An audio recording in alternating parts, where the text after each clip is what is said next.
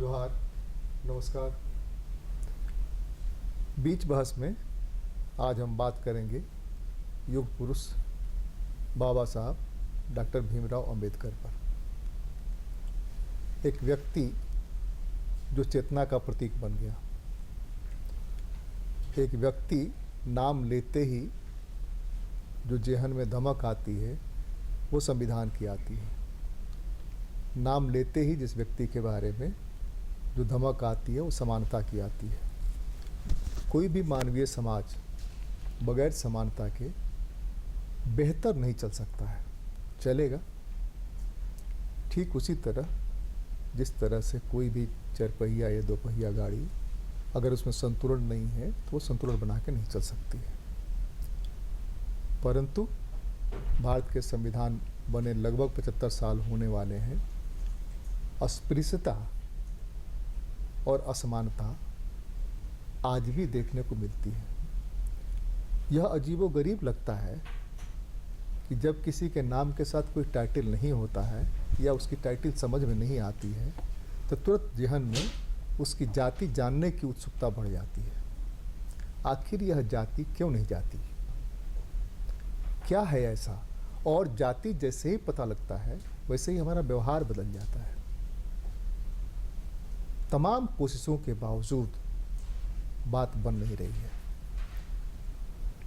उसके लिए सरकारों को दोषी ठहराएं, राजनीतिज्ञों को दोषी ठहराएं, अपने आप को दोषी ठहराएं या पूरी की पूरी शिक्षा व्यवस्था को दोषी ठहराएं। मेरे जेहन में कुछ क्लियर नहीं है, कुछ स्पष्ट नहीं है। विशेषज्ञ हैं, छात्र हैं जो पढ़ रहे हैं, जो पढ़ा रहे हैं, वो शायद कुछ बताएंगे।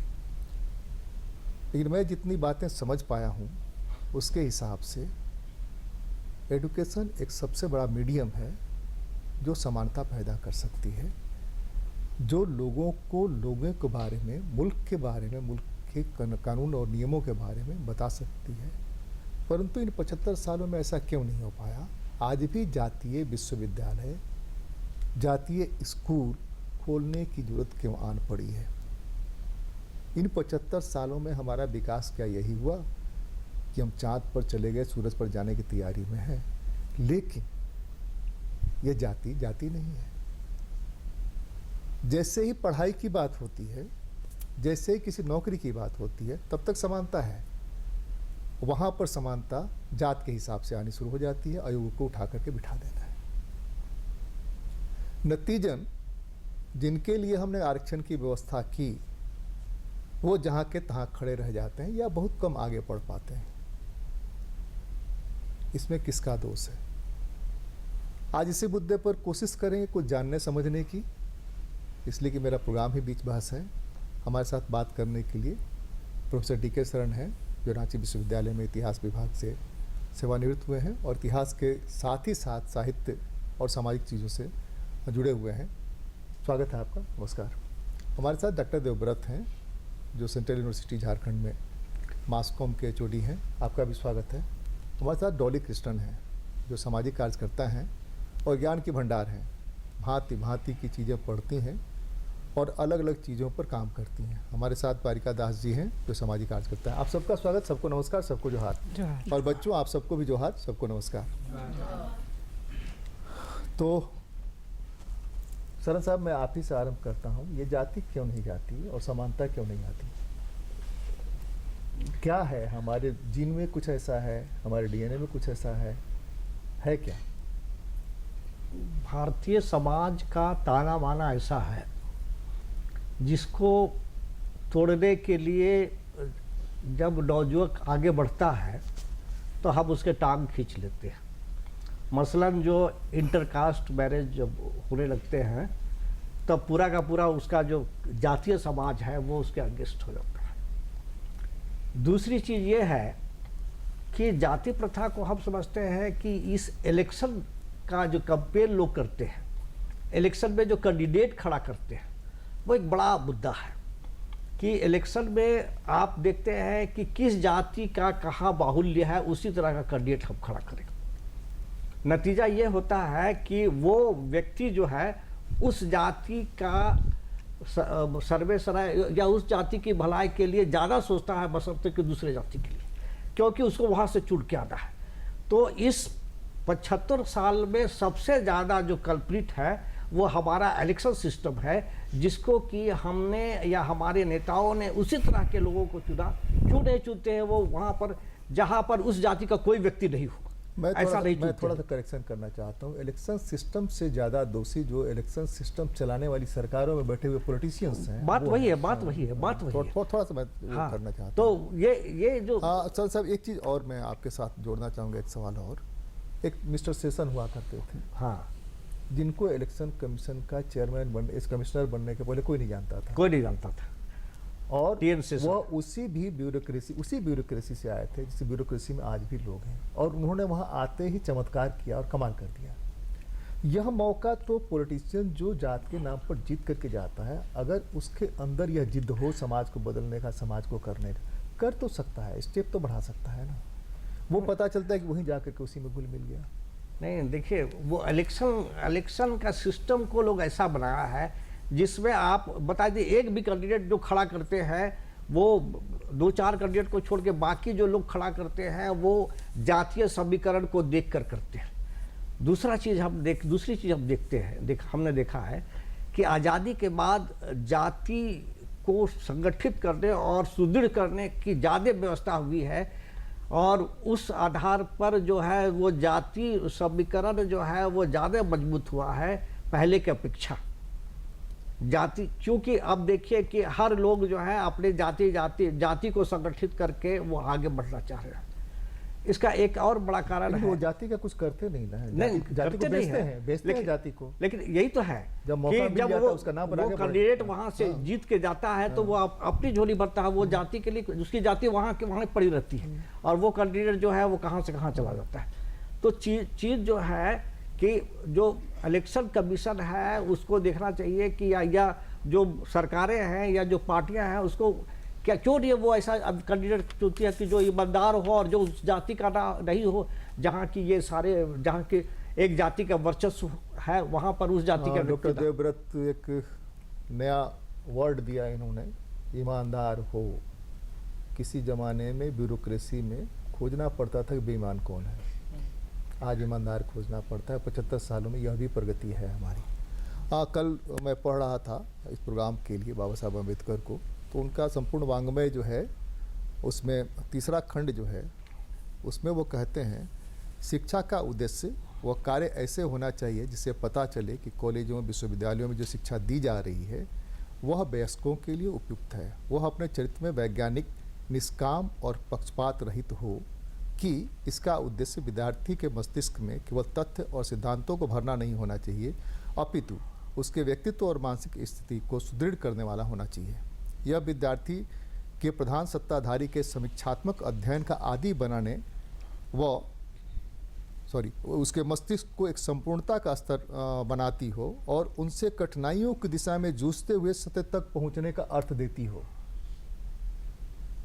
मुझे 2 किताबें याद है जब हम लोग हाई स्कूल में पढ़ा करते थे। एक किताब थी सत्य हरिश्चंद्र, जिसको सिलेबस से हटा लिया गया, आपको भी याद होगा, और एक किताब थी जीवन कला, जिसमें एथेंस का सत्यार्थी सत्य की खोज में जाता है और जब सत्य देखता है तो अंधा हो जाता है। तो हमारी पढ़ाई जो है अगर हमको निडर नहीं बनाती है, अगर हमको प्रश्नकर्ता नहीं बनाती है, हमारे जहन में यह सवाल नहीं उठता है कि जिस संविधान से के ही प्रावधानों के तहत एक कागज मिलता है, तो कोई प्रधानमंत्री हो जाता है, कोई मंत्री हो जाता है, कोई डीसी हो जाता है, कोई प्रोफेसर हो जाता है, सिर्फ एक कागज के टुकड़े से। और जिस समाज ने हमारा निर्माण किया उसी समाज को संरक्षण देने के बजाय, आगे बढ़ाने के बजाय हम उसको लूटने खसोटने में ले जाते हैं। इसलिए भी मैं अपना सवाल पूरा कर रहा हूँ कि हमारे बीच से कबीर के दर्शन गायब हैं। हमारे बीच से जो भी दर्शन रहे हैं वो दर्शन सिरे से गायब हैं कि सब कुछ यहीं रह जाना है। आए थे खाली हाथ, जाना है खाली हाथ। यह भी एक कारण है कि दर्शन के गायब हो जाना। इसलिए कि बाबा साहब का जैसे कहीं भी नाम लीजिए, संविधान के अलावा और कुछ याद नहीं आता है। आज उनकी जन्मतिथि पर हम लोग बात कर रहे हैं कैसे कैसे वो आदमी झेल करके वहाँ पहुँचा, और पहुँचा तो सबके लिए की बात कर रहा है, सबके समानता की बात कर रहा है। उस समानता का मतलब है पूरे समाज को एक ऊंचाई पर ले जाना। आपको क्या लगता है? मुझे लगता है कि भारतीय समाज की एक बहुत बड़ी कमजोरी है कि हम अपने महापुरुषों की मूर्तियां बनाने में बड़ा यकीन करते हैं, और मूर्तियां बनाने के चक्कर में फिर उनके विचार जो हैं पीछे छूट जाते हैं। और यही डॉक्टर अंबेडकर के साथ भी हुआ। 75 साल के सफ़र के बाद आज जब हम पीछे मुड़ के देख रहे हैं तो ऐसा लगता है कि गांव देहात में, कस्बों में लाखों लाख मूर्तियां होंगी, लेकिन उनको पूजने वाले, उनके मानने वाले लोगों से बात की जाए कि उन्होंने क्या कहा था, क्या उनके विचार थे, बहुत कम लोग बता पाएंगे। और कुछ मुझे लगता है कि जो विद्वान लोग हैं उन्होंने भी खेल किया है कि डॉक्टर अंबेडकर के नाम के साथ जब भी उनका मूल्यांकन हुआ, उनका जिक्र हुआ, संविधान को जोड़ दिया गया, और वो दलित शोषितों के नेता थे। उनके जो बड़े जो योगदान थे, दूसरे योगदान थे, उनको गौण कर दिया गया। जैसे आपने कहा कि वो समानता की बात करते हैं, तो वो समानता केवल दलितों शोषितों की बात नहीं है, महिलाओं, वो पूरे समाज की है। और अभी पिछले 2-4 सालों से जो चर्चा में है वो है कि हिंदू कोड बिल की चर्चा उन्होंने 1948 में की। वो विधि मंत्रालय में थे, विधि मंत्री थे, और बाद में जब हिंदू कोड बिल, जिसके अंदर महिलाओं के अधिकारों की बात थी, उत्तराधिकार की बात थी, मातृत्व अवकाश की बात थी, ऐसे अधिकारों पे बात थी जिन पर बहुत सारे विद्वानों ने विरोध किया था संसद में उस समय, और जब वो पास नहीं हो पाया हिंदू कोड बिल तो उन्होंने रिजाइन कर दिया अपने पद से। तो ये जो बात है, ये बात तो कभी आई नहीं आज तक। उनको एकदम ऐसे दिखाया गया कि डॉक्टर अंबेडकर मतलब दलित के नेता। तो ये जो दलित नेता के रूप में जो ब्रांडिंग कर दी गई, इसमें मुझे लगता है एजुकेशनिस्ट और मीडिया का भी योगदान है। ये उनका जो एकांगी मूल्यांकन है और उनको एक खास समुदाय तक सीमित कर देना है, वो उनके साथ बहुत बड़ा अन्याय हुआ है। भारतीय समाज ने जो किया है उस पर सवाल उठाए जाने चाहिए। और जो एक सवाल है कि हम जिस शिक्षा व्यवस्था की बात लेकर शुरू हुए, जो प्रोग्राम शुरू कर रहे हैं, तो इसका मतलब हम मान लें कि शिक्षा जो है धूर्त बनाना सिखाती है, कनिंग बनाना सिखाती है। ये नकलीपना है हमारी शिक्षा व्यवस्था में। आप देखेंगे कि गांव देहात के जो कम पढ़े लिखे लोग हैं वो बड़े सहज मिलेंगे, और जो जितने ज़्यादा पढ़ लिख गए वो उतने ही ज़्यादा बनावटीपन है, अपनी बात को छुपाना, या उनका पूरा जो तौर तरीका है वो है कि स्वहित में कैसे चीज़ें की जाए, वो समाज के प्रति उत्तरदायी है नहीं। डॉक्टर अंबेडकर जो है अपने ज़माने के सबसे पढ़े लिखे नेता थे। अब जब उनको जान के पता चलता है कि कितनी उन्होंने विदेशों से पढ़ाई की, जो डिग्रियां हासिल की, वो अद्भुत है। वो नेहरू जी किसी के पास नहीं, वो किसी के गांधी जी के पास हिंदुस्तान में किसी के पास उतनी डिग्री और उतनी जानकारी नहीं थी। तो मूल्यांकन आप इसका मतलब कर नहीं पा रहे हैं। और दो बड़े जो डोमेन हैं जिसके वो विद्वान थे, एक लॉ जिसके आधार पर उनको विधि मंत्री बनाया गया, और दूसरा इकोनॉमिक्स। तो बात नहीं होती उस पर बात नहीं। इकोनॉमिक्स पे जो प्रॉब्लम ऑफ रूपी जो उनका थीसिस था, वो उस जमाने में बहुत समय से आगे की बात थी। बिल्कुल, कि कैसे भारत जो है नए देश के रूप में विकसित होगा, और कैसे जो है हमारी जो करेंसी है पूरी दुनिया में वो कैसे डेवलप होगी, और कैसे एक ज़माने की सोने की चिड़िया जो है आज विकास में और आर्थिक तौर पे कहाँ पिछड़ गया है। ये बातें आज डोमेन में आ रही हैं, चर्चा विमर्श हो रहा है। लेकिन जो आपने जाति की जो बात की, वो बड़ा गंभीर प्रश्न इसलिए है कि वो निरंतर टीस रहा है, वो लगातार कांटे की तरह भारतीय समाज में चुभ रहा है, और उसका समाधान जो है वो अलग अलग नज़रिए से सब लोग सोच रहे हैं कि जाति क्यों नहीं जाती। तो ठीक है, चुनाव मुझे तो लगता है कि ऐसा सोच नहीं रहे हैं, कुछ लोगों को छोड़ दिए तो जाति बन ही रहे, सब यही चाहते हैं उसमें ही सबका फायदा। लेकिन बहुसंख्यक समाज इसलिए कि हम उसका दर्द जो हम बेवकूफ़ बनना चाहते हैं, और लोग बेवकूफ़ बनाने के तैयार हैं। हम बाजार में अपने को बेचने के लिए तैयार हैं, लोग हमको खरीदने के लिए तैयार हैं, ये अगर जब मुझे तक नहीं होता है, आज ये लगता है कि जो तथाकथित जो उच्च जाति के लोग हैं वो भी जातिवाद से पीड़ित हैं। सबके लिए हम ये कह रहे उनको हैं समझना ना, चाहिए सबके इस लिए बात कह को रहे हैं। कि जातिवाद किसी एक जाति के पक्ष में है ही नहीं कर सकता। वो चाहे शादी ब्याह हो, वो चाहे नौकरी की बात हो, चाहे आरक्षण की बात हो, जाति प्रथा लगभग सभी ऊंच नीची जातियों की ग्लोबलाइजेशन ने इसको तोड़ा है कुछ हद तक, लेकिन वो इतना कम हद तक है कि हम उससे खुश नहीं हो सकते हैं। इसलिए कि उसके बावजूद 7 साल 10 साल लिविंग रिलेशन में रहने के बाद जब शादियां होती 6 महीने में टूट जाती है, इसलिए कि जाति दोनों की जो है याद आने लगती है कि ये जाति इस जाति का, इस जाति का। हम आते हैं आपके पास, फिर एक कोट करते हैं वही संपूर्ण वाङ्मय से विश्वविद्यालयों, चूँकि विश्वविद्यालय के छात्र हैं आप लोग हैं, जिन कॉलेजों विश्वविद्यालयों में अनुसंधान शिक्षा से अलग होता है वहाँ अनुसंधान में हानि होती है। शिक्षक निस्संदेह प्रारंभिक कार्य में प्रमुख रहेगा और अनुसंधान उच्च स्तरीय कार्य के संदर्भ में प्रमुख होगा। हमारे यहाँ जोड़ दिया गया कि अगर आपके पास PhD नहीं है तब आप शिक्षक नहीं हो सकते हैं। शिक्षक होने के लिए डिग्री होना चाहिए, और डिग्री आप कहीं से जुटा लीजिए, और अगर हो गए तो आपको डिग्री देनी पड़ेगी, तो प्रमोशन नहीं होगा। और सारी पढ़ाई लिखाई प्रमोशन की है, नहीं कि हम गए वहाँ पर अब हमको प्रमोशन होता रहे, हमको बड़ी सी बड़ी कुर्सियाँ मिलती रहे। डोली आपकी तरफ मैं आता हूँ। जब समानता की बात करते हैं बाबा साहब, तो समानता सिर्फ पुरुषों का नहीं है, सिर्फ खास लोगों का नहीं है, वो औरतों के असमानता के बारे में बात करते हैं। जी ठीक है जी। तो देखा जाए तो जातिवाद और जो महिलाओं की स्थिति है वो दोनों ही एक अलग पायदान पे ही है। दलित में अगर आप दलित महिला को देखें तो वो दलितों में भी महादलित है। आप अगर कहीं भी कोई दलित संगठन हो रहा है या किसी तरह की संगोष्ठी हो रही है तो आपको बहुत कम परसेंटेज में दलित महिलाएं दिखेंगी। और अगर दलित महिलाएं अपने आप को जान जाएं और आगे आने की कोशिश करें तो वही समाज उनको बहुत कुछ बोल के पीछे हट जाता है। बोलना सबसे पहले चरित्र पर उंगली उठा देना, हो गया, बात खत्म हो गई। वो वहीं से उनको बैक होने के अलावा चारा क्या है? हर समाज में महिला जो है सो पिछले पायदान पर है, निचले पायदान और पर है। अगर गलती से दलित महिलाएं अगर आगे बढ़ के ज़्यादा पढ़ लिख लेती हैं तो उनकी शादियों में दिक्कत आ जाती है। ये देखा हुआ है और ये होता चला आ रहा है। अभी अगर मैं सिर्फ दलित महिलाओं की बात ना करूं, मैं सभी महिलाओं की ही बात करूं, अगर अपर कास्ट में भी आप देख लें या फॉरवर्ड कहा जाए, अभी अपर लोअर कहना ज़्यादा सही नहीं है, अब ये मुहिम जो इतनी पॉलिसीज़ चली वो अर्बन पॉपुलेशन तक ही सीमित रह गई। अगर आप देखें अभी रीसेंट डेटा, ऑक्सफैम इंडिया जो है discrimination on the basis of caste, उसका रिपोर्ट जारी किया है।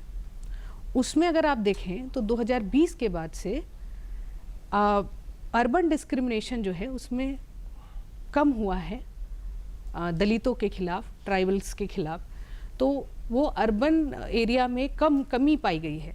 लेकिन पैरेलली अगर आप देखें रूरल सेक्शन में, गांव में, ये मात्रा बढ़ गई है, ये बहुत ज़्यादा बढ़ गई है। सबसे ज़्यादा केसेस जो रिपोर्टेड हैं वो है मध्य प्रदेश, छत्तीसगढ़, राजस्थान, हरियाणा में भी रिपोर्ट किया गया, और झारखंड बिहार में तो होता ही है, लेकिन रिपोर्ट नहीं किया जाता क्योंकि उसको पता ही नहीं है रिपोर्ट कैसे करें, और अगर पता है तो हाथ पैर काट के फेंक दिया जाता है।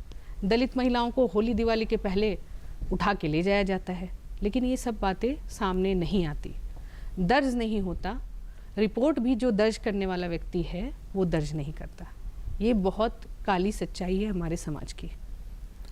और इस दूसरे बात पे मैं ये बात कहना चाहूँगी, हमारा जो एजुकेशन सिस्टम है, मैं अभी एकदम चैलेंज के साथ यहाँ पे दर्शकों के सामने ये बात बोलना चाहूँगी। अभी जितने भी स्टूडेंट्स बैठे हैं, आप लोग में से कितने लोग आज का अखबार अच्छे से पढ़ के आए हैं? प्रभात खबर हो या कोई भी पत्रिका, सच बताइए, हाथ उठाइए, कितने लोग पढ़ के आए हैं? देखिए, ये जो ब्रिटिश सभ्यता जो है एजुकेशन सिस्टम को इतना अपंग बना दिया है कि अभी तक किसी ने हाथ नहीं उठाया कि पढ़ के आए। और प्रभात खबर में बस ये दिया रहता है, या मैं कोई न्यूज़पेपर का नाम नहीं लेना चाह रही हूँ, मैं सभी में ट्रक जो है गड्ढे में गिर गया, फलाना के यहाँ चोरी हो गया, बस यही बातें होती हैं। क्या अर्थव्यवस्था पे बात होती है? आज के युवा जो हैं थोड़े जागरूक हो गए हैं, इन्वेस्टमेंट में ध्यान रखते हैं, शेयर मार्केट और ये सब पे चर्चा होनी चाहिए। और आरबीआई का रेपो रेट क्या है, क्या लोन लेना चाहिए, लिक्विडिटी क्या है, क्या हम लोग के पास ऑप्शन है।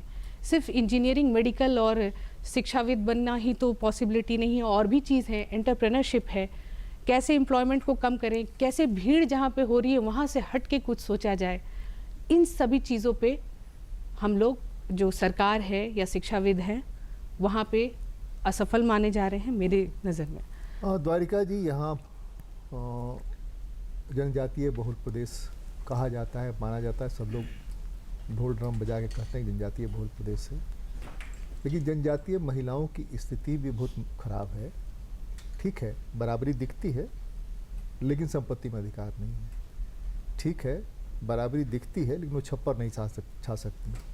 ठीक है, बराबरी दिखती है लेकिन अगर वो विधवा हो गई तो किसी ढंग से या तो किसी के कब्जे में आ जाए या उनकी संपत्ति कब्जे में आ जाए, नहीं तो डाइन है वो। हाँ जी। तो यह जो चीज़ है ना, वहाँ भी अभी कुछ दिन पहले पिछले साल खबर आई 2023 में सिल्ली में एक जनजातीय गांव है, वहाँ पर उस जनजाति का अस्पृश्य जिसको कहा जाता है उसको कुआं पे पानी नहीं लेने दिया गया। झालसा ने खबर आने के बाद में जुडिशियरी ने हस्तक्षेप करके वहाँ 3 चापाकल लगवाए। अब कमाल ये देखिए, समाधान क्या निकाला? समाधान यह नहीं निकाला कि उस कुएं से पानी भरे, समाधान निकाला कि तुम अलग रहो, हम तुम्हारे लिए कुएं की व्यवस्था। जाति किसे जाएगी? बिल्कुल। दोनों उसी जंगल में रहते हैं, जंगल के आसपास गांव में रहते हैं, उसी से जीते हैं, दोनों कृषक हैं। बिल्कुल नहीं, हम गांव की बहुत तारीफ करते हैं, हम भी गांव से आते हैं, बात बनेगी कैसे? अभी जैसे सर आपने संपूर्ण वाङ्मय का चर्चा किया, अगर बाबा साहेब के संपूर्ण वाङ्मय को पढ़ा जाए तो बाबा साहेब ने पूरा समाधान दे दिया है। हमें अलग से कुछ काम करने की आवश्यकता नहीं है। और बाबा साहेब को जैसे हमारे सर ने कहा कि वो दलित नेता थे, दलित चिंतक थे, सिर्फ शेड्यूल कास्ट, शेड्यूल ट्राइब के बीच में काम किए, तो थोड़ा सा खंडन करके आपके नहीं वो करेक्शन हम कर देते हैं। हाँ, हम करेक्शन नहीं, हम करेक्शन कर देते हैं। उन्होंने ऐसा नहीं कहा, उनके कहने का मतलब था कि मान लिया गया है कि वो दलितों हाँ, वही उसी चीज को सर, उसी चीज को करके मैं आपके क्वेश्चन में आता हूँ जी। तो अमेरिका जो है सर, डॉक्टर B.R. अम्बेडकर को नॉलेज ऑफ सिंबल माना, मतलब ज्ञान का प्रतीक, और उन्होंने नीचे लिखा कि अभी तक ऐसा कोई विद्वान ना हुआ है और ना आगे होगा। साउथ अफ्रीका नेल्सन मंडेला जब भारत आए तो उन्होंने कहा कि अगर भारत से कोई चीज ले जाने की अगर हमें जरूरत पड़ी तो हम या तो बाबा साहेब को ले जाएंगे या संविधान को ले जाएंगे। तो पूरी दुनिया बाबा साहेब की विद्वता और उसके आइडियोलॉजी पे चलने को तैयार है। भारत ही एक अकेला ऐसा देश है जो उसको एक सीमित दायरे में बांध के रखना चाहता है। तो इसके लिए बाबा साहेब ने, जो अभी आपने जनजातीय महिला का जो जिक्र किया या जातिवाद का, तो बाबा साहेब वाङ्मय में ही जाति प्रथा का उन्मूलन में उन्होंने लिखा है कि जो लिखा है उसी को मैं हूबहू बोल रहा हूँ कि अभी जो हिंदू लोग हैं या ब्राह्मण लोग हैं और जो इधर आदिम जनजाति के लोग हैं, अगर आदिम जनजाति के लोग जिसको हम अपराधी तत्व के मानते हैं, कहने का मतलब उसका जंगली जीवन रहन सहन है, मतलब वो जानवर को मार के खाते हैं, वो जंगल पे निर्भर है, अगर उनको हम सिविलाइजेशन की ओर नहीं लाते हैं, जो सिविलाइज्ड है सर, हिंदू समाज जिसको बाबा साहेब ने कहा अपर क्लास, जो ब्राह्मण जो सिविलाइज है, अगर इसको नहीं लाता है, इसको सभ्य नहीं बनाता है, और उन्होंने चेतावनी भी दिया कि अगर वो नहीं बनाता है और किसी कारणवश वो ईसाई, मुस्लिम या बौद्ध में अगर कन्वर्ट हो जाएंगे तो अंततः इनके लिए समस्या पैदा होगा। ये बाबा साहेब ने कहा। और ये बाबा साहेब ने कहा, उसके बाद उन्होंने कहा कि आखिर ये क्यों जो हिंदू समाज है ये क्यों नहीं ये जाति के लिए काम करना चाहता है, जो ऊपर में बैठे लोग हैं। तो वो सारा चीज उन्होंने बताया और यहाँ तक उन्होंने बताया कि ये भारत में जो है जाति प्रथा और जातिवाद, जातिवाद जो है वो विचार है, और जातिवाद एक जात श्रेष्ठ बनने के लिए उसके पास अनेक गीत हैं, मतलब हम कैसे श्रेष्ठ हैं। देखिए तो क्षत्रिय के पास गीत है कि हम बहुत बाहुबली है, भले वो बाहुबली है या नहीं, ब्राह्मण जन्म से ही विद्वान है, ये गीत है और वो अपने को श्रेष्ठ बना रहा है। तो बाबा साहेब ने कहा जब तक ये समाज में रहेगा तब तक ये सही तो नहीं होगा। दूसरा बात उन्होंने कहा कि जो जातिवाद है, जाति प्रथा है, उसको बनाने के लिए ब्राह्मण और जो मान रहा है दोनों जिम्मेवार हैं। ऐसा नहीं कहा कि उन्होंने कि ब्राह्मण ही जिम्मेवार है, दोनों जिम्मेवार हैं। अभी सर ने कहा इंटरकास्ट मैरिज, तो इंटरकास्ट मैरिज, बाल विवाह, विधवा विवाह, ये जाति प्रथा को मजबूत करने का टूल्स है। ये टूल्स है सर। अगर कोई विधवा हो जा रही है उसको डायरेक्ट बैन किया गया है कि वो दूसरे जगह शादी नहीं कर सकती है। बाल विवाह इसलिए इस देश में था क्योंकि अगर वो यंग हो जाता है तो वो कहीं ना कहीं अपने मन से, इच्छा से शादी करेगा। तो ये सारी समस्या है और इस देश का कोई भी समस्या सर राजनीतिक नहीं है। इस देश का सारा समस्या सामाजिक है, क्योंकि जब तक समाज नहीं बनेगा, जैसे बाबा साहेब ने, अगर अरस्तु का सिद्धांत भी आप देखेंगे कि मनुष्य एक सामाजिक प्राणी है, तो अगर सामाजिक प्राणी है तो सामाजिक को बाबा साहेब ने ही सबसे बेहतरीन प्रूफ किया। अगर सामाजिक को हम निकाल दे और उसी को इंग्लिश में बोले ह्यूमन इज अ सोशल को हटा दे तो सिर्फ एनिमल बचेगा, मतलब हम एनिमल हैं। तो हमें सोशल होना ही पड़ेगा। आज हम हो, 10 साल बाद हो, कितनों भी एजुकेशन सिस्टम। मैं थोड़ा सा टोक करके फिर बच्चों की तरफ बढ़ता हूँ। वो टोकता सिर्फ ये हूँ कि जो समाज है, समाज एनिमल्स का भी है। आप देखिए कौओं का समाज, अगर आपने एक कौआ मार दिया तो 100 कौआ आपका पीछा करते रहेंगे। जी। आपने एक कुत्ते को डैश कर दिया तो जब जाइएगा तो बहुत सारे कुत्ते आपको, आपकी कार देख करके भौंकते रहे। समाज उनका भी है, लेकिन हमारे समाज और उन समाज में अंतर है। अंतर ये है कि हम कपड़े पहनने लगे तो हम ढकने लगे, बेईमानियों को भी ढकने लगे। इतनी चतुराई आ गई कपड़े के साथ कि हमने अपने आप को बहुत तरह से ढकना शुरू किया। थोड़ा बच्चों से बात करते फिर हम आपकी तरफ आते हैं। हाँ जी, देते जाइए, बोलिए, बैठे रहिए, बैठे। नमस्कार, मेरा नाम भव्या भारती है। मैं CUJ मास कम्युनिकेशन के स्टूडेंट हूँ। तो मैम, मैं आपसे पूछना चाहती हूँ, आपने जैसा कि बोला कि अगर दलित महिलाएं ज़्यादा पढ़ लेती है तो उनके शादी में फिर प्रॉब्लम हो जाती है। तो वही मैं जानना चाहती हूँ कि ऐसा क्या होता है, मतलब क्यों शादी में प्रॉब्लम आ जाती है। नेक्स्ट दीजिए। हाँ बोलिए। हाँ ठीक है दी। जैसे नमस्कार, मेरा नाम मौसमी है। मैं भी CUJ मास कॉम डिपार्टमेंट से हूँ। मेरा लास्ट ईयर चल रहा है अभी। तो मैम, जैसे आपने बोला कि काफ़ी लोग एजुकेटेड हो के भी पीछे रह जाते हैं, उन्हें महिलाओं को रोक दिया जाता है, टोक दिया जाता है। काफ़ी जगह उनके रिपोर्ट्स नहीं लिखे जाते हैं। तो मैंने भी ऐसा कुछ देखा। तो इसके लिए आपके क्या सॉल्यूशंस है, या फिर ऐसा क्या है जो सरकार या फिर लोग इसको कम करने के लिए कर सकते हैं? नेक्स्ट हमारा प्रोग्राम बाबा साहब पर केंद्रित है, उसमें समानता पर मूल रूप से बात हो रही है, अस्पृश्यता पर बात हो रही है, वो ज़्यादा होना चाहिए। चलिए। Presently good evening everyone, I am Shyamali Roy from Central University of Jharkhand. अभी आप लोग देखते हैं कि जो यंगस्टर्स हैं उनमें भी ये सारे वुमेन डिस्क्रिमिनेशन अगेंस्ट वुमेन या कास्ट डिस्क्रिमिनेशन अभी भी बहुत प्रिवलेंट है, even youngsters, college going students में। तो इसके लिए क्या सोल्यूशन हो सकता है? नेक्स्ट। सबों को जोहार, मेरा नाम संजय महली है और मैं छोटा नागपुर विधि विश्वविद्यालय का छात्र हूँ, अभी LLB पार्ट 3 का। मैं ये कहना चाहता हूँ तमाम यहाँ पर जो डेलीगेट्स बैठे हुए हैं उन लोग से पूछना चाहता हूँ आप लोगों से कि बाबा साहब के प्रति इतना लोगों में नफ़रत क्यों है, चाहे किसी भी समाज को, विशेषकर अपर जाति के लोग इतना नफ़रत क्यों करते हैं, इसका समाधान कैसे किया जाए? नेक्स्ट।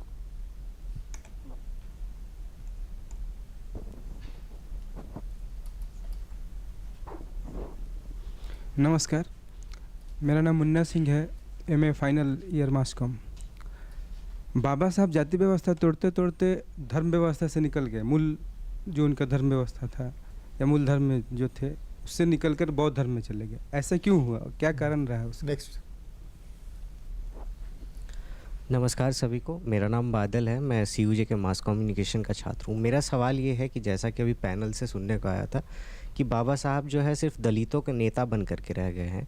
तो बाबा साहब के विचारों को ना फॉलो करके वो सिर्फ बाबा साहब को अपनी राजनीतिक फ़ायदे के लिए जो यूज़ करते हैं, तो इसके पीछे क्या कारण है कि वो उनके विचार की तरफ ना जा करके सिर्फ उनका राजनीतिक लाभ उठाने के पीछे पड़े हुए हैं। नेक्स्ट। सभी को नमस्कार, जोहार। मेरा नाम राहुल कुमार है, मैं सेंट्रल यूनिवर्सिटी ऑफ झारखंड से मास कम्युनिकेशन का विद्यार्थी हूँ। मेरा सीधे तौर पे सवाल ये है कि जो शिक्षा संस्थान, जो शिक्षा व्यवस्था की हम बात कर रहे हैं, शिक्षा संस्थानों का क्या दायित्व है कि वो बाबा साहब अम्बेडकर को हम जैसे छात्रों के संदर्भ में, हम जैसे छात्रों के समक्ष एक प्रेरणा स्रोत के रूप में प्रदर्शित करें। शिक्षा संस्थानों का क्या दायित्व बनता है इस पर? नेक्स्ट लीजिए।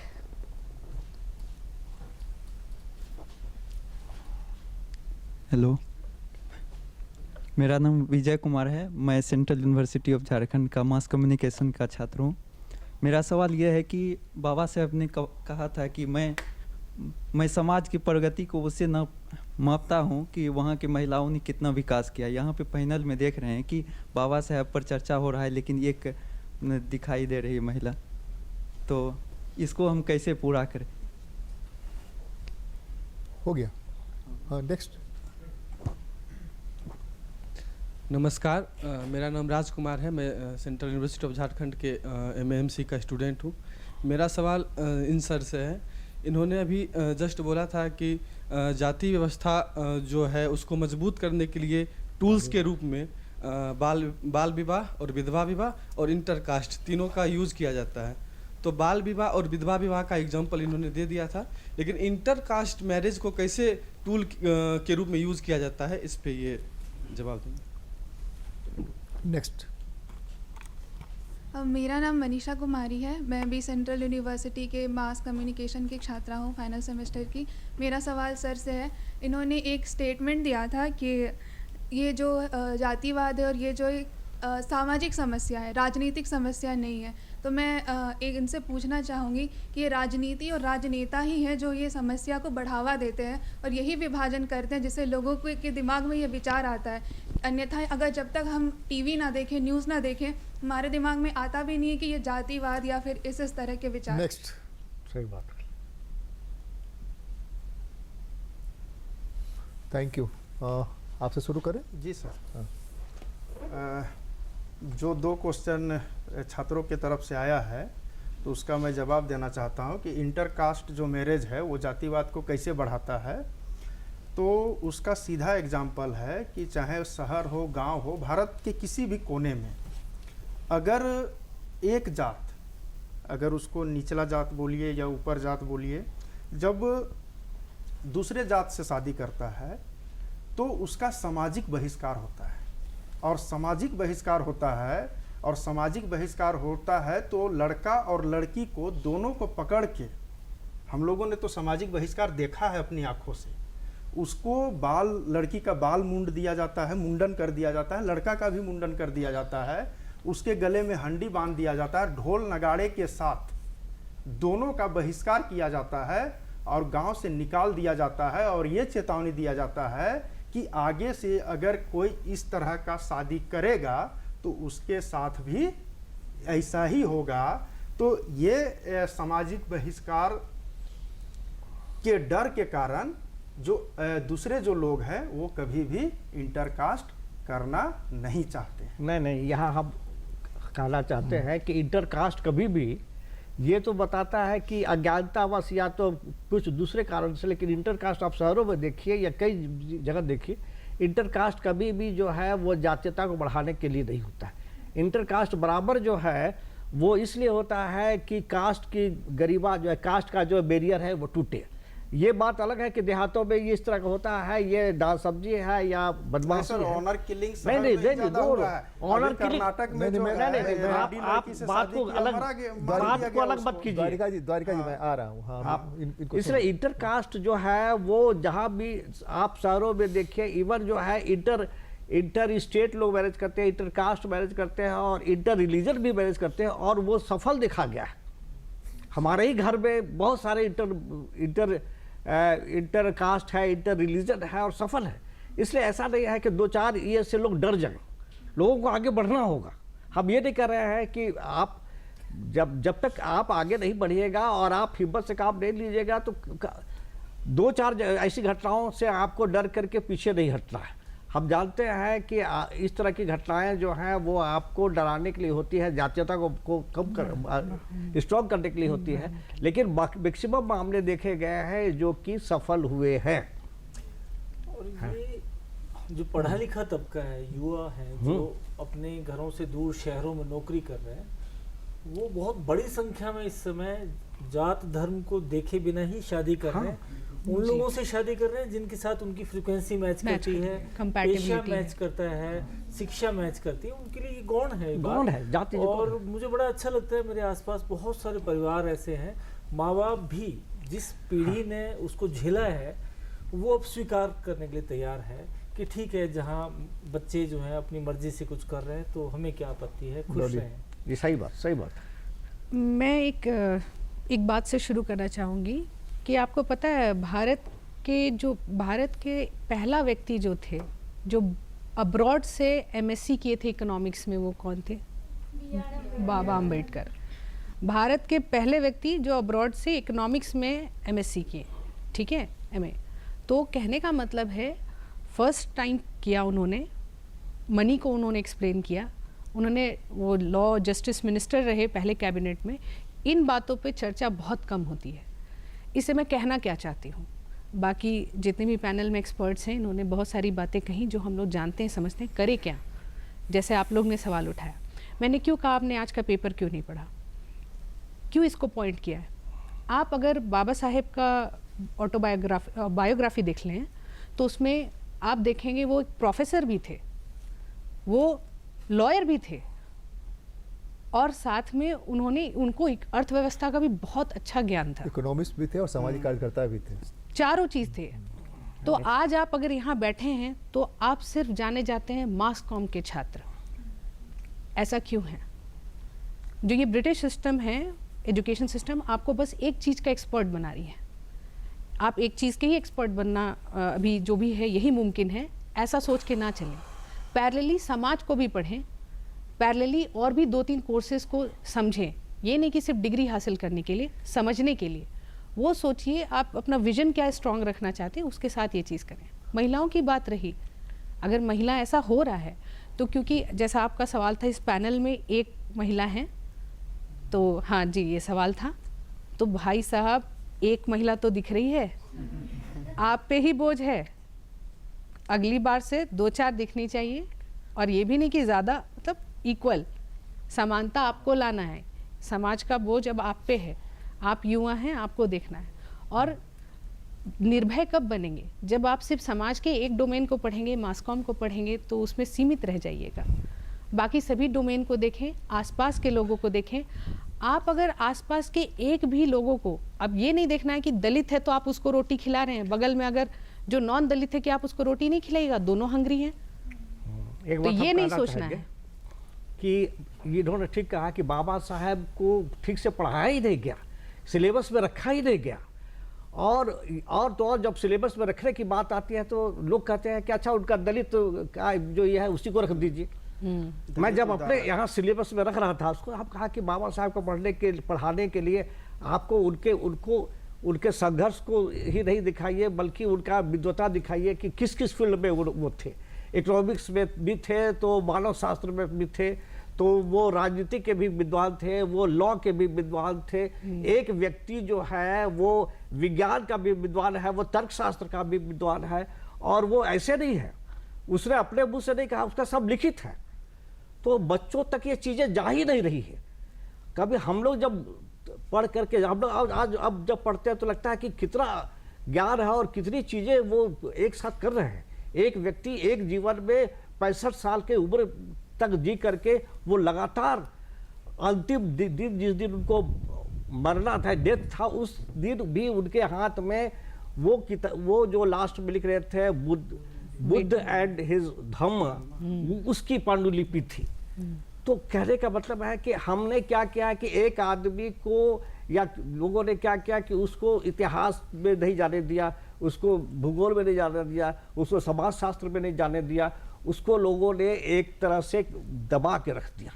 कुछ चीज़ें हम आपके साथ शेयर करना चाहेंगे। लगभग सारे सवाल का जवाब आगे बचा हुआ है सर, वो लोग सवाल पूछी थी। एक सवाल था कि हमारा जितना समस्या है, हमने कहा सामाजिक है, आपने बोला कि राजनीतिक क्यों नहीं है। तो इसका सिर्फ एग्जाम्पल देते हैं, बाकी विश्लेषण बाद में।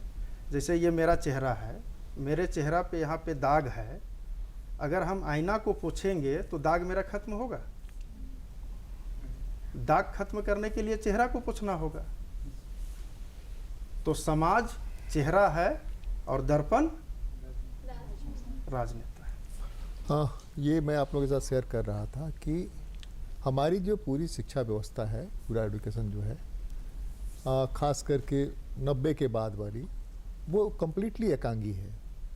2000 के बाद वाली तो और ख़तरनाक है कि आपको एक रोज़गार ढूंढना है और उसके इतर न पढ़ने की फुर्सत है न पढ़ने के। आपके पास ज्ञान का भंडार है, इसमें क्या इस्तेमाल करते, कितना इस्तेमाल करते अपने सिलेबस के अलावा। तो हम ज्ञान को अपने पास रखते हुए भी ज्ञान उसमें खोजते नहीं हैं, यह भी एक बड़ा कारण है। दूसरी चीज़ कि जो शादियाँ हो रही हैं, अंतर्जातीय शादियाँ, वो 3 तरह की शादियाँ हो रही हैं। एक तो एक उम्र के चलते देह की भूख है, उसके लिए शादियाँ हो रही हैं और टूट भी रही हैं। और दूसरे हो रही हैं कि सचमुच हम प्रेम कर रहे हैं, लेकिन जाति तोड़ो वाला शादी नहीं हो रही कि हम जात तोड़ करके शादी कर रहे हैं, इससे एक नया समाज बनाएंगे और जिसकी उसकी जाति जो है वो जाति अपनी जगह पर है, हमारी जाति जो हमारी अपनी जगह पर है, लेकिन हमारा जो बच्चा आएगा वो एक अलग दुनिया में रहेगा और उसको हम ऐसा पालन पोषण करेंगे जिसकी जाति नहीं होगी, जिसका धर्म वो तय करेगा, जाति वो तय करेगा। हमारे यहाँ कानून ये तय करता है कि पुरुष जिस जाति का, लड़का उसी जाति का हो जाएगा, लड़की उसी जाति की हो जाएगी, लेकिन ये बदलाव की गुंजाइश है। वो कबीर की पंक्ति है ना, प्रेम न बाड़ी उपजे, प्रेम न घाट बिकाए, राजा प्रजा जे ही रुचे, शीश दे ही ले जाए। प्रेम एक अलग चीज़ है कि प्रेम किया, शादी की, तो उसमें जाति नहीं टूटी। प्रेम पकड़ता नहीं, प्रेम मुक्त करता है, ठीक है ना। थोड़ा सा ये हो रहा है, भटकाव हो रहा है, इसलिए हम थोड़ा सा समेट रहे हैं। और दूसरे की जाति नहीं जाति, हम पूरे के पूरे समाज से, पूरी की पूरी सरकार से अपेक्षा करने के बजाय खुद से शुरुआत तो करें ना। यह तो हम कर सकते हैं, बिल्कुल। जाति जाएगी, हम तो शुरू कर सकते हैं भाई, हमको किसने रोक रखा है। हम पढ़ करके एमए कर रहे हैं, एमए के बाद क्या करेंगे, पीएचडी करेंगे, डिलीट करेंगे, लेकिन क्या निकलेगा। अगर हम कुछ बदलने का, कुछ नया नहीं कर पाए तो आए थे चले जाएंगे। लेकिन अम्बेडकर जिंदा है, गांधी जिंदा है, भगत सिंह जिंदा है, सरोजिनी नायडू जिंदा है, कहाँ जिंदा है, वो भी तो एक व्यक्ति ही थी ना भाई। इसलिए कि उन्होंने अलग हट करके समाज के लिए ऐसा कुछ किया कि समाज उनको आज भी जिंदा रखे हुए है इतने सालों बाद। हम क्या करते हैं, मास मीडिया की पूरी पढ़ाई में, अगर पूरी दुनिया आप नहीं जानते हैं तो मास मीडिया पढ़ने का कोई तुक नहीं है। मास मीडिया की पढ़ाई में सिर्फ आप कमाने के लिए आए हैं कि वहाँ 1.5 करोड़ का पैकेज मिलेगा, तो मास मीडिया की पढ़ाई का कोई मायने मतलब नहीं है। जी बिल्कुल। हम आए थे, कॉलेज की नौकरी छोड़ करके आए थे और उससे चौगुने कम तनख्वाह में आए थे। तनख्वाह मतलब कि ये जीवन यापन भत्ता था। तो ये आपको तय करना है कि हम इसी समाज को ढोते हुए चलेंगे बोझ बनाकर, या सचमुच में हम कुछ बदलने की कोशिश करेंगे। नेक्स्ट जी। इसमें इसी क्रम में एक विशेष बात ये भी है कि डॉक्टर अंबेडकर पत्रकार भी थे। जैसे उन्होंने मूक नायक निकाला, उन्होंने बहिष्कृत भारत, और बाद में जब उनका झुकाव बुद्धिज्म की तरफ हुआ तो प्रबुद्ध भारत भी उन्होंने निकाला, और समता और जनता के भी जुड़े रहे अखबार में। दरअसल उनके अंदर जो भूख थी, जो एक आग थी कि भी नई को सीखना है और जो समाज है उसमें कुछ परिवर्तन करना है, वो शायद मीडिया एथिक्स का बहुत ही एक आधार है, आधार बिल्कुल, जो आज भी प्रासंगिक है, उस पर हम लोगों को बात करनी चाहिए। बुद्ध को हम लोग कितना जानते हैं, नहीं जानते हैं। बुद्ध क्यों नहीं पढ़ते हैं, इसलिए कि उसमें नौकरी गुंजाइश नहीं है। नहीं, अब बुद्ध पढ़ते भी हैं तो नौकरी के लिए पढ़ते हैं, चलो पढ़ लेते हैं तो कहीं पर गुंजाइश हो जाएगी। लेकिन बुद्ध को जानना पड़ेगा ना, राम को जानना। राम ये राम नहीं है, जो राम आप देख रहे हैं वो राम नहीं है। बिल्कुल, राम तो मर्यादा पुरुषोत्तम है, एकमात्र व्यक्ति पैदा हुआ जो मर्यादा पुरुषोत्तम है। आप सोचिए ना भाई। एक उनका सवाल बहुत अच्छा था जी, कि अम्बेडकर जो है वो फिर बौद्धिस्ट क्यों हो गए। हाँ, तो देखिए कि बुद्ध को जब उन्होंने पढ़ा, या आप भी बुद्ध को अच्छी तरह से पढ़िए, तो आपको हम कहते हैं कि आप में वो मानवता होगी जो बुद्ध में है, वो जो सहनशीलता होगी जो बुद्ध में है, वो जो विचारवाद और तर्कशीलता होगी बुद्ध में है। बुद्ध ने कहा अपदीपो भव, अपना दीप प्रकाश अपने बनो, है ना। तो वो ये नहीं कहते कि हमारी बात को मानो, हमारी बात को तब मानो जब उसको सच समझ सको, उसको तर्क के आधार पर कसौटी कर सको, तब किस धर्म में ऐसा चीज है। तो ये जो बुद्ध को समझना और बुद्ध को पढ़ करके बुद्ध के तरफ आकर्षित होना बाबा साहब के लिए उतना ही माने ये था, उतना ही सहज था जितना कि हमारे लिए हो सकता है, इनके लिए हो सकता है ना, या राहुल संस्कृतायन के लिए हो सकता है। इसलिए वो उस में चले गए, उसका इसलिए कि उनकी वो कहते थे कि हमारा तो हम तो जन्म अछूत के रूप में हुए, लेकिन हमारी मृत्यु जो है वो इस तरह से नहीं होगी। क्योंकि इतना पढ़ जाने के बाद वो आदमी जब आता था तो उसको फाइल फेंक के चपरासी देता था। बिल्कुल। तो उतना माने आत्मग्लानि सहना, उतना पढ़ा लिखा व्यक्ति जो अमेरिका में भी से आ रहा है डिग्री लेकर, उसको चपरासी उसको फेंक के दे रहा है, ये उसको पानी नहीं दे रहा है पीने के लिए, उतना आत्मग्लानि सहते हुए भी उस व्यक्ति में इतनी गरिमा रही कि उसने लोगों के कल्याण के लिए, वो चाहता तो अमेरिका में ही रह के कहता कि नहीं हमको अमेरिका के लोगों ने बहुत एक्सेप्ट किया है, हमारे पास इतनी डिग्री है, हम कमाएंगे अच्छा से रह। तो उसने तो ये नहीं चाहा, उसको दर्द था महिलाओं के बारे में, उसको दर्द था दलितों के बारे में, उसको दर्द था अपने देश के बारे में, अपने राष्ट्र से प्रेम था। जिसको राष्ट्र से प्रेम नहीं रहता तो उसको क्या लेना देना कि भाई हम अकेले हैं, हमारी फैमिली रहेगी, हम रहेंगे। थोड़ा सा अंतर आप देखिए, बुद्ध सब कुछ छोड़ करके आए थे, है ना। गौतम कहाँ से आए थे? सब कुछ छोड़ करके आए, बुद्ध बन गए। हम सब कुछ यह जानते हुए हम राज परिवार में घुसना चाहते हैं, यही अंतर है। इसीलिए वो बुद्ध हो गए, इसीलिए वो बुद्ध हो गए। मैं कंक्लूजन की तरफ बढ़ रहा हूँ, आप ही मैं आरंभ करता हूँ। बाबा साहब की जयंती पर हम लोग बातचीत कर रहे हैं। इस बातचीत में पूरी की पूरी जो नई पीढ़ी आ रही है, एक तो अच्छे संकेत भी हैं, दूसरे दोनों के साथ बुरे संकेत भी हैं, पॉजिटिव निगेटिव दोनों रहता है। अच्छे संकेत ये है कि बड़ी संख्या में लड़कियां बाहर निकली हैं, फौज में भी बहाल हो रही हैं और सब जगह जा रही हैं। अंतर्जातीय शादियां हो रही हैं। उन शादियों से जो जाति टूटने की गुंजाइश, जिस पर हमने अभी बात की, जाति टूटने की गुंजाइश जो बननी चाहिए, वो उसमें संभावना दिखती है कि इससे एक बेहतर समानता आधारित समाज बन पाएगा। बिल्कुल बनेगा जी। और ऐसा नहीं है कि 75 वर्षों में देश बदला नहीं है, बहुत बदला है। आज इतने जो पढ़ लिख रहे हैं, भले शिक्षा व्यवस्था जो भी हो, तो जिसके अंदर ललक रहेगा वो बाबा साहब को जानेंगे। ललक जगाना है ना, पढ़ाई का मतलब ललक जगाना है। हमारे बीच बहस का यही मतलब है कि हम जगा। तो जैसे जैसे लोगों को पता चलेगा कि संविधान क्या है, बाबा साहब क्या है और गौतम बुद्धा क्या है, अगर वो जैसे पढ़ना शुरू कर दिए तो इस देश की सारी समस्या का समाधान स्वतः हो जाएगा। और बाबा साहब को अगर संविधान से देश चल रहा है तो लोगों को पहले ये इस वाद विवाद के माध्यम से मैं संदेश देना चाहता हूं कि अगर जब देश संविधान से चल रहा है तो भारत के हर एक घरों में संविधान होना चाहिए, बाबा साहब का लिटरेचर होना चाहिए। आप पहले बाबा साहब को जानिए, तब आपको संविधान समझ में आएगा कि संविधान आखिर है क्या। क्योंकि मैं कहना चाहूँगी, बाबा साहब का एक जो संदेश मुझे समझ में आता है, वो हर कठिनाई को पार करके सबसे अव्वल निकले।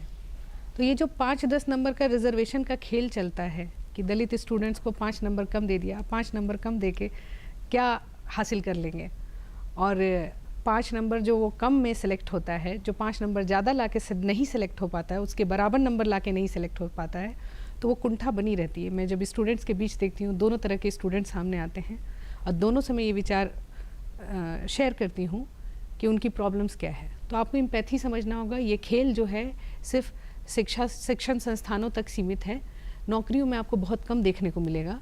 और बहुत बार ऐसा हुआ है कि हमारे लीडर्स हैं जो सही में जाने माने लोग हैं, जो सही में समाज को बदलना चाहते हैं, वो आगे नहीं आ पा रहे हैं।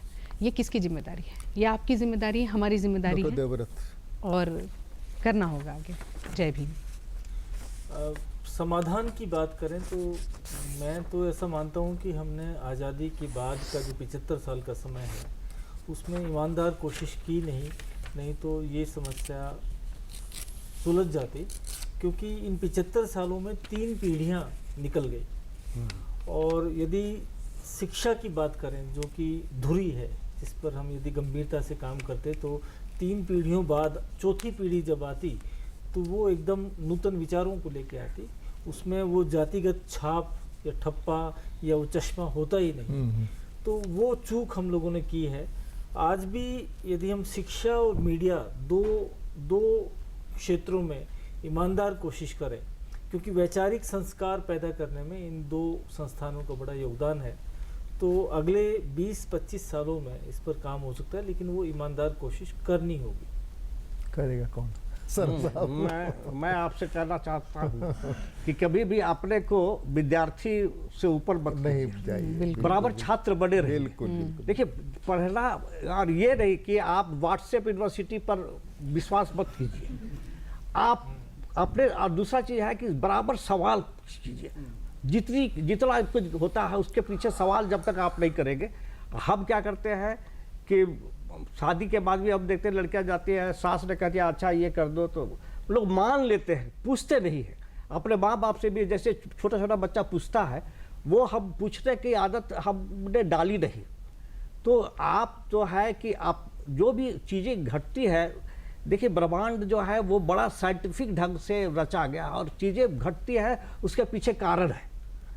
तो जब तक आप अपने को जिज्ञासु नहीं बनेंगे, करेंगे पढ़ने की, अपने को विद्यार्थी नहीं बनाए रखेंगे, जब तक कि आपको इच्छा नहीं रहेगी कि इसके पीछे कारण क्या है, आप किसी के कहे हुए बात को मान लेंगे कि पीपल के पेड़ में भूत रहता है, पीपल पेड़ के नीचे बुद्ध बैठे थे इसलिए लोग कहते हैं पीपल पेड़ में भूत रहता है। तो इसलिए मानने से अच्छा है कि आप तर्क से उसको जानने की कोशिश कीजिए, और जब तक उसको समाधान नहीं मिले तब तक आप कोशिश करते रहिए, है ना। विचार इसी तरह से बढ़ता है। बाबा साहब को समय हमारा खत्म हो रहा है।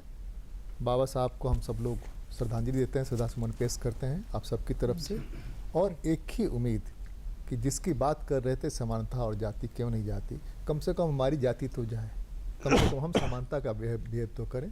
आप सबको बहुत बहुत आभार, बहुत बहुत धन्यवाद। जोहार, नमस्कार। जोहार।